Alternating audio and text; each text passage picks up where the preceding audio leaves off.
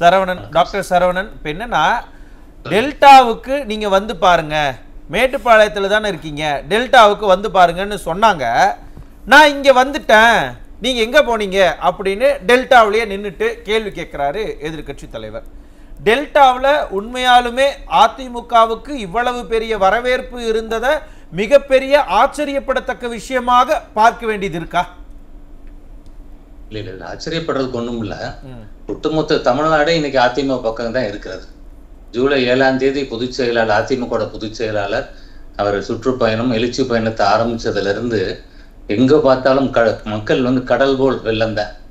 கடுமையான வரவேற்பு, மக்களோட மனோநிலை அதுல பிரதிபலிக்குது. ஆட்சி மாற்றம் தேவை அப்படின்னு மக்கள் நினைக்கிறாங்க. அப்ப அவர் அங்க கோயம்புத்தூர் பக்கம் ஆரம்பிச்சோட என்ன சொன்னாங்க, கொங்கு பெல்ட்ல ஆரம்பிக்கிறாரு, அவங்க பெல்ட் அதான் கூட்டம் அப்படின்னு சொல்லி திமுக சமாதானப்படுத்திக்கிட்டாங்க. இங்க வந்து அவரு தமிழ் படத்துல வரும், வடிவேல் சொல்லுவார், வந்து பாருன்னு போயிட்டே இருப்பாரு, எல்லா இடத்துக்கும் அந்த ஹீரோவும் போவார். அந்த மாதிரி நம்ம ஹீரோ எடப்பாடியார் வந்து அவர் சொன்ன பெல்ட்டுக்கும் டெல்டா பெல்ட்டுக்கும் வந்துட்டார். அங்கேயும் பாத்தீங்கன்னா மயிலாடுதுறைக்கும் கட்டுக்கடங்காத கூட்டம். அதனால இது எதை பிரதிபலிக்குது? அதிமுக ஆட்சியை மக்கள் விரும்புறாங்க. புரட்சி தலைவர் அவங்க வெளியில வந்த புரட்சி அம்மா அவர்களோட ஆட்சி, அம்மாவின் அரசை கொடுத்த எடப்பாடியார் இவர் வரணும், வந்தா தான் தமிழர் நல்லா இருக்கும்னு நினைக்கிறாங்க. ஒரு பானை சோற்றுக்கு ஒரு சோறு பதம்னு நம்ம சொல்லுவோம். அப்படி பார்க்கையில ஒட்டுமொத்த தமிழ்நாட்டுல ரொம்ப அடிநாதம் தமிழ்நாட்டுக்குன்னா விவசாயம். இதுதான் நம்ம தஞ்சை பூமி தான், டெல்டா மாவட்டங்கள் தான். பாத்தீங்கன்னா தமிழ்நாட்டு நெற்களஞ்சியம்ன்ற ஒரு பெருமை பெற்ற ஒரு பகுதி. சோழர் காலத்துல இருந்து விவசாயத்துல செழித்த பகுதி. காவேரி நீர், காவேரி நதி, அதை வைத்து தான் அங்க முக்கியமான நம்ம விவசாயமே நடந்து கொண்டிருக்கின்றது. 50 ஆண்டு கால காவிரிக்கான போராட்டம். இதை வந்து கவர்மெண்ட் கெசட்ல இடம்பெற வைத்ததா இருக்கு நம்மளுடைய மனைவி புரட்சி அம்மா அவர்கள். அதனாலதான் காவிரி தாயை நம்மளுக்கு இப்ப மக்கள் வந்து ரொம்ப பாசமாக அழைத்தார்கள் அவரை. ஆனா 2006ல் இன்றைய முதலமைச்சர், அன்றைய துணை முதலமைச்சர் என்ன பண்ணாரு, ஹைட்ரோ கார்பன் மீத்தேன் திட்டத்துக்காக கையெழுத்து போட்டிருக்கிறார். அது நமக்கு எல்லாம் பிறகு தெரிய வந்தது ஊடகங்கள் மூலமாக. அப்ப வந்து மக்கள் வந்து அதற்கு பிறகு ஆட்சிக்கு வந்து ஐயா எடப்பாடியார் என்ன சொல்றாரு, அதை வந்து பாதுகாக்கப்பட்ட வேளாண் மண்டலமாக அறிவிக்கிறார். இப்படி திமுக செஞ்சது துரோகம் தான். தஞ்சை டெல்டா பகுதிகளுக்கு மீத்தேன் திட்டத்துக்கான கையெழுத்து 2008ல் இது டிஆர் பாலு அவர் என்ன செய்யறாரு, சாராய ஆலைய தேவன்குடியில கொண்டு வராரு, மன்னார்குடிக்கு பக்கத்துல. அங்க மக்களோட எதிர்ப்பை சம்பாதிக்கிறாரு. இப்படி அவங்க கொண்டு வந்ததெல்லாம் அப்படித்தான். ஸ்டாலின் போகும் பொழுதுமே அதுக்கு கருப்பு கொடி காமித்த இவங்க விவசாயிகளுக்கு என்ன குண்டாஸ் போட்டாங்க. இதுதான் திமுக செய்ததாங்க. டெல்டாவில் இருக்கக்கூடிய மன்னார்குடி ஆகட்டும், பாபநாசம் ஆகட்டும், திருத்துறைப்பூண்டி ஆகட்டும், இந்த மாதிரியான பகுதிகள்லாம் நாங்க திமுக தான் ரொம்ப ஸ்ட்ராங்கா இருக்கிறோம் அப்படின்னு எல்லாம் சொல்லியிருந்தாங்க. ஆனா இன்னைக்கெல்லாம் அதே தொகுதிகளுக்கு தான் எதிர்கட்சி தலைவர் தன்னுடைய சுற்றுப்பயணத்துல போய்கிட்டு இருக்கிறாரு. அங்கு மக்கள் திரண்டு வர்றதை பார்க்கும் பொழுது என்ன எடுத்துக்கிறது இந்த செய்திய? அதுதான் ஏற்கனவே சொன்ன மாதிரி மக்கள் வந்து திமுகவை வெறுக்கிறார்கள். திமுகவோட கோபத்தை வந்து காமிக்கிறாங்க. அது எடப்பாடி ஐயா போகும்பொழுது எல்லாருமே பச்சை துண்டு போட்டு விவசாயிகளாக வரவேற்கிறார்கள். இதுவே வந்து ஸ்டாலின் அவர்கள் போகும்பொழுது கருப்பு கொடி காமிச்சாங்க அப்படின்றத நம்ம மறக்க கூடாது. அதனால வந்து அது டெல்டா வந்து எதிர்கட்சி தலைவர் வந்து தொடர்ந்து தன்னை ஒரு விவசாயி, நான் ஒரு விவசாயி அப்படின்னு சொல்லி தன்னை முன்னிறுத்திக்கிட்டு இருக்கிறாரு. டெல்டா வந்து முழுக்க அது ஒரு விவசாய வேளாண் சம்பந்தப்பட்ட தொழில்கள் நடக்கக்கூடியது. அதனாலதான் சிறப்பு வேளாண் மண்டலமாலாம் அறிவிச்சிருக்கிறாங்க. இப்ப என்னன்னா, விவசாயின்னு தன்னை முன்னிறுத்துறதால டெல்டா மக்கள் எல்லாம் அவருக்கு ஆதரவா நிக்கிறாங்களா, இல்ல டெல்டாவை பாதுகாக்கப்பட்ட வேளாண் மண்டலமாக அறிவித்ததன் காரணமாக அவர் பின்னாடி நாங்க நிக்கிறோம்னு வராங்களா? என்ன ரீசன்? நிச்சயமா சாதாரண சராசரியா தமிழ்நாட்டில் இருக்க ஒருத்தரை கேட்டா யார் உண்மையான விவசாயின்னு கேட்டா அது எடப்பாடியாரை தான் கை காமிப்பாங்க. அவர் வந்து ரீல் விவசாயி ஸ்டாலின், இன்றைய முதலமைச்சர். அதனால காங்கிரீட் போட்டா ரோட்ல நடந்து போவார் வயலுக்குள்ள. அப்படி போட்டோ ஷூட் எடுக்கக்கூடியது திமுக. உண்மையான விவசாயம் பார்த்து கீழே ஒரு கிளைக்கழக செயலாளர் இருந்து முதலமைச்சர் வரைக்கும் வந்து இப்ப அடுத்து 2027 ஆட்சி அமைக்க போறது ஐயா எடப்பாடியார் தான். இப்ப மக்களுக்கு தெரியும், அவருக்கு சாமானிய மக்களோட வழி தெரியும். குறிப்பா விவசாய மக்கள், பெருங்குடி மக்களுடைய வழி தெரியும் அவங்களுக்கு. குடிமராமத்து திட்டம் இதெல்லாம் பாத்தீங்கன்னா சங்க காலங்கள்ல பெரிய அரசர் பெருமானங்களை தான் வந்து இதெல்லாம் குடிமராமத்து திட்டங்கள்லாம் செயல்படுத்துவாங்க. அப்படி அவர் கொண்டு வந்து குடிமராமத்து திட்டத்தினாலதான் நிலத்தடி நீர் உயர்ந்திருக்கிறது. இப்ப நம்மளாம் மதுரையில தான் நான் பேசிட்டு இருக்கிறேன். இங்க எல்லாம் வைகை ஆற்றுக்கு அதிமுக ஆட்சிக்கு பிறகு அந்த செக் டேம் எல்லாம் கட்டின பிறகு தண்ணி அங்க தேக்கமாகி அம்மாவுடைய ஆட்சி காலத்துல ஒவ்வொரு வீட்டுக்குமே வந்து நம்ம நீர் பிடிப்பு ரெயின் வாட்டர் ஹார்வெஸ்டிங் எல்லாம் கம்பல்சரியா மாத்தின ஒரு காலகட்டங்கள்ல நிலத்தடி நீர் உயர்ந்திருக்கிறது. இப்படி மக்கள் நலன் சார்ந்த திட்டங்களை கொண்டு வரக்கூடியது அனைத்து இந்திய அண்ணா திராவிட முன்னேற்ற கழகம். அந்த அடிப்படையில டெல்டா மாவட்ட மக்கள் இன்னைக்கு எடப்பாடியார் பக்கம் நிக்கிறாங்கிறது இன்னைக்கு வெட்ட வெளிச்சமாக தெரிகிறது. இன்னும் ரொம்ப ஓப்பனா நான் கேட்கவா, அதிமுக டெல்டாவுல சில உட்கட்சி விவகாரங்களால அங்க தன்னுடைய இதை இழந்துட்டாங்க அப்படிங்கிற விமர்சனத்தை எல்லாம் திமுக வச்சாங்க.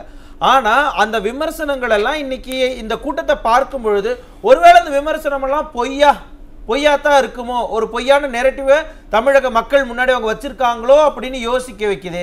என்ன காரணம்? ஏன் திமுக ஊடக பலத்தோட ஆளுங்கட்சியா இருக்கிறாங்க. நம்ம நிறைய இடத்துல பார்த்திருக்கோம். ஊடக பலத்தோட அவங்க ஒரு செய்தியை மக்கள்கிட்ட போய் சேர்க்கிறாங்க. அதிமுகவுக்கு நெகட்டிவா கொண்டு போறதுக்கான முயற்சியில் இறங்குறாங்க. அது பொய் அப்படின்றது இங்க தெரிய வருகிறது. அதனால அவங்க சும்மா ஐடி டீமு, நிறைய விலைக்கு வாங்கப்பட்ட பல இவங்க அனாலிஸ்ட், பொலிட்டிக்கல் அனாலிஸ்ட்னு வச்சுட்டு ஏதாவது ஒரு கருத்தை மக்களிடம் திணிக்க பார்க்கிறார்கள். அது யதார்த்தமா நிஜ வாழ்க்கையில பார்க்கையில அதுக்கு மாறுபட்டு தான் தெரிகிறது.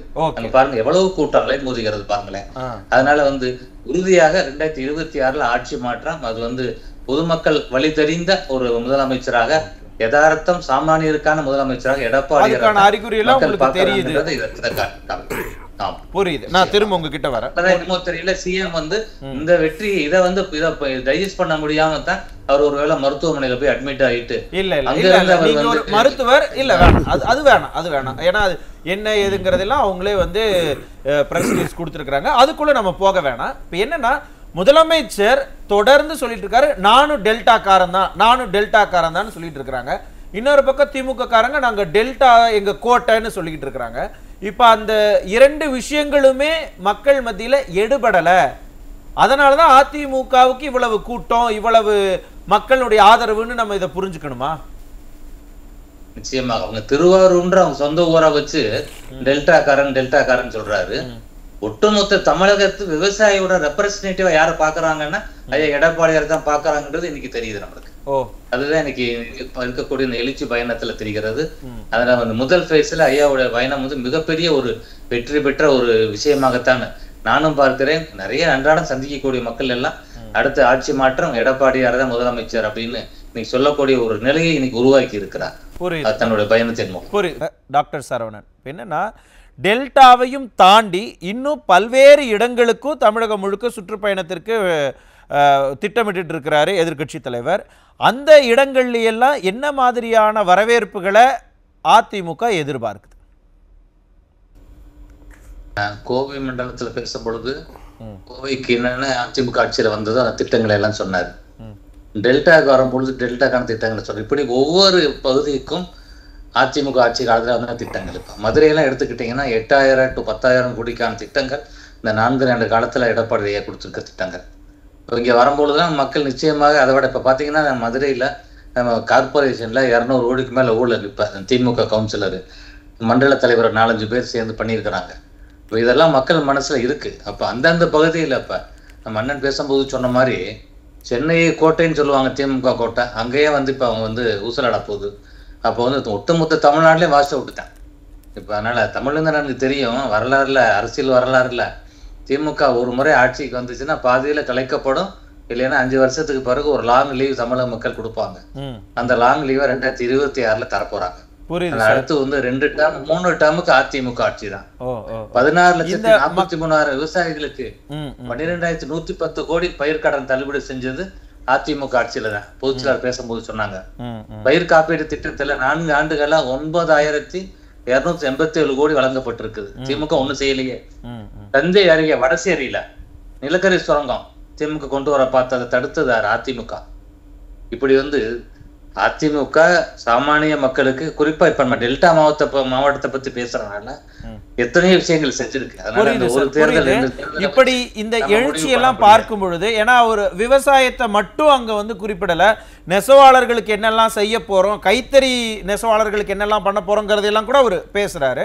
அந்தந்த பகுதியில போய் அந்தந்த பகுதியினுடைய பிரச்சனைகளை பேசுறதும், அரசு என்னெல்லாம் தவறு செஞ்சிருக்கிறாங்கிற இந்த லிஸ்ட் போடுறதும் அதிமுகவுக்கு இந்த தேர்தலில் எப்படி கை கொடுக்குன்னு நினைக்கிறீங்க? மக்களை எப்படி ஒன்று திரட்டுறதுல அது ஒரு பெரிய ரோல் பிளே பண்ண போகுதுன்னு நினைக்கிறீங்க? நிச்சயமாக. ஏன்னா தொடங்கும் பொழுது கூட எல்லாரும் நினைச்சோம் இப்படி கூட்டம் கூடுமோ அப்படின்னு எல்லா ஊடகங்கள்லாம் பேசினாங்க. பட் மக்கள் வந்து இவர் ஒவ்வொரு கூட்டமா பேச பேச அதிமுக ஆட்சியில என்ன செஞ்சான், திமுக என்ன செய்யல, எந்த வகையில ஏமாற்றி இருக்கு அப்படின்றத தெள்ள தெளிவாக மக்களுக்கு புரியக்கூடிய வகையில நெல்சன் சார் சொன்னார்ல, ரொம்ப யதார்த்தமா ஒரு பேச்சு வழக்குல அவர் சொல்றது மக்கள்கிட்ட நல்லா சென்றடைந்திருக்கு. அதனாலதான் இவ்வளவு பேர் கூடுறாங்க. அவர் தமிழ்ல சொல்றாரு, நீங்க ஆளை கூப்பிட்டு வந்திருப்பீங்கன்றாரு.